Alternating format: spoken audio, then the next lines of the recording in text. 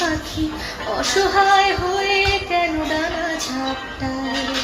তোমার আকাশে আমার মনের পাখি অসহায় হয়ে কেন ডানা ঝাপটায়।